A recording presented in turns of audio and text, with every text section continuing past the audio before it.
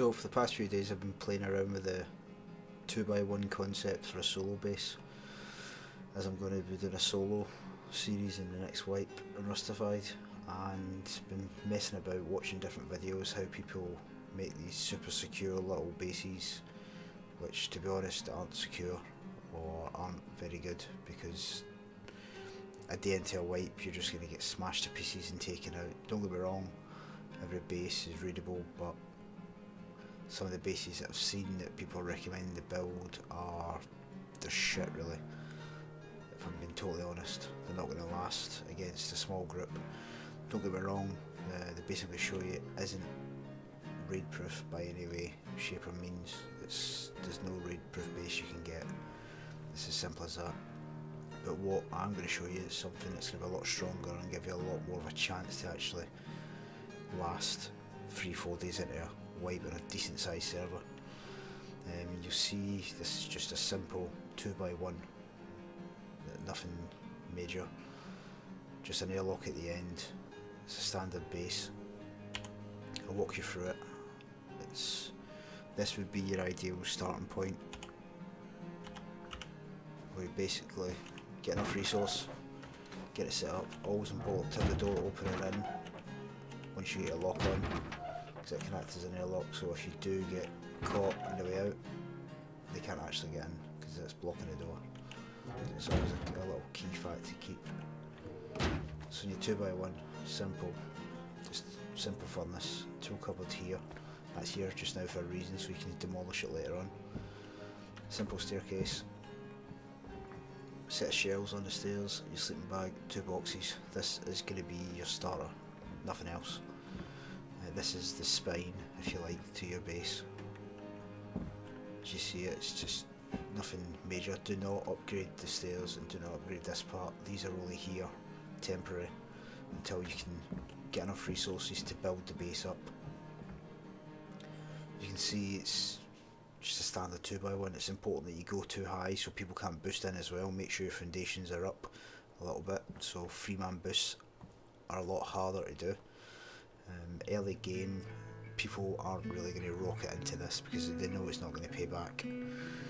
It's as simple as that. Your main aim after doing this is trying to create the footprint of this. I've put this in metal in the middle so you can see the original 2x1 with the airlock.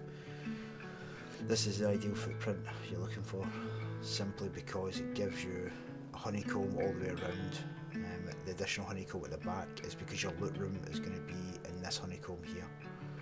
So it's just an additional honeycomb just to protect you from later game.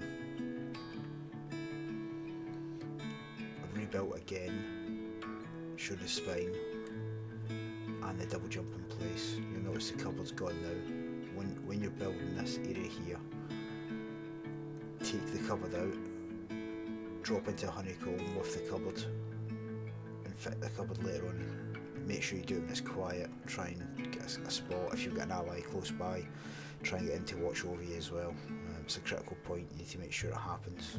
But as long as you're too high, you should be able to just drop in, put your cupboard in, take enough wood, build plan, do the walls, seal it up, lock it down, and your cupboard's now moved into this section or into one of the squares. Ideally, you want to try and get it here in this triangle. That's your strongest point for blowing through. You see, after the double jump's in place, I've taken it so you now have your loot room straight above you. And if they're going to come up through the hatches, they're going to get in.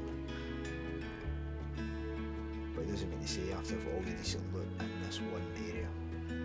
As you'll see in a second, I'll split it out a little bit more. Using the door frames, you can have your cooking areas, your furnace areas. So if you can, and you've got time, I would highly recommend you put code locks in all your boxes. So if it's only 2 guys that are raiding you, or they're trying to get in, they have to smash these boxes to get into anything, which means they're going to struggle to carry all your loot, along with all the stuff in your furnaces and any food or anything else you've hidden. As we go into this area, you'll see you'll get your little hemp planter. I don't personally use them, but I thought I'd put it in just for demonstration. You have your tool bench at the back. You have these rooms here, you can put other little things, put a box. These doors actually work, you can fit them quite easily. Both work fully. Have a sleeping bag here, just to help you should you get killed. I usually have one bottom floor, middle floor and top floor, just in case. You ideally want beds, but just bear in mind if you put a sleeping bag in here, in this area, or a bed, sometimes you get stuck when you spawn back in. You just get trapped and have to kill yourself again. It's only going to prolong you getting back into the game. It could be 300 seconds in some cases. So taking this shape and skeleton, as you can see, I've kept the main body and the sections you try to secure just in the next set of walls. Personally, I would take this up another level like I have over on the main base that I've built, which I'm probably going to use for the next wipe if I can get these stages in place, which is going to be hard, but people will change this and alter it how they want. The only key things I would say is make sure you've got a double jump and make sure you've got some sort of honeycomb around, because if you don't have that, you might as well just have a 2x1 with nothing around it at all and no double jump and just get smashed in the second day. It's as simple as that. If I take you over to the base that I've fully finished and prep for tomorrow's wipe, I'll walk you right through it. As you can see, I've got high external walls. This is obviously for a solo player, or a small group even. This would be later in game.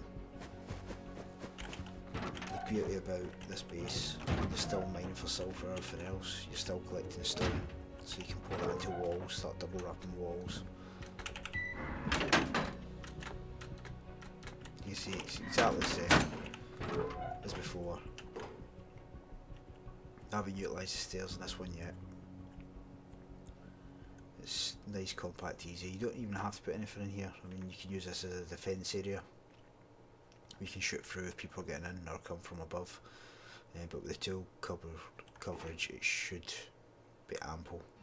You shouldn't be able to get raid towered in this space at all. Take to the next level. So I've got another bag. I've got a tool cupboard up here. I've got some food, a furnace, another campfire. Then you go into the roof and you have another planter. And you have these water barrels that you see. They are not there for water. They are there so you can creep under and you've got a point of view. So you can fire and defend if people are trying to tower up or break into you. It is a bit tricky to get back out, but it gives a small window for you to actually aim out of. You've got little split walls, so if they get breached the gates you can see down your door.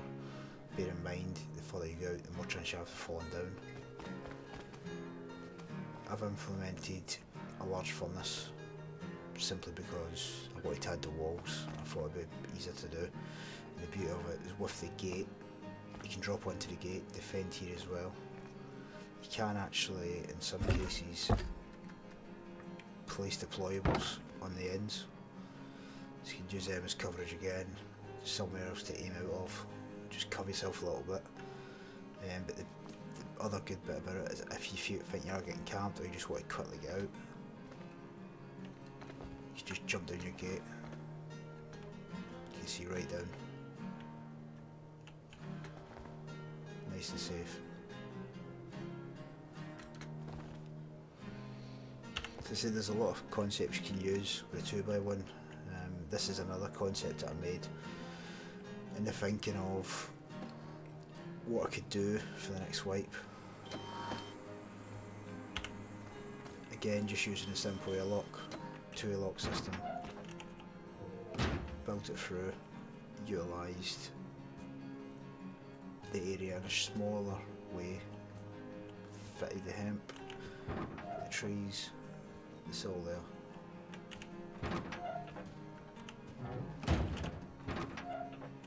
Furnaces at the bottom floor. Loot boxes in the stairs.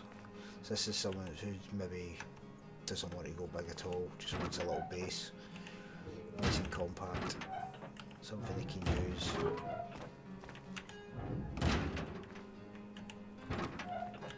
Again, second set of furnaces, cupboards and the honeycomb at the bottom. I'll show the footprint in a second. Access to your roof. Again, water canisters in place, gives you a line of view. Just bear in mind these canisters only have 250, so they won't take a lot of damage before they disappear. Usually a large planter on the top as well. Again, you can wall this off. It's a nice sturdy strong little base. Footprint is just a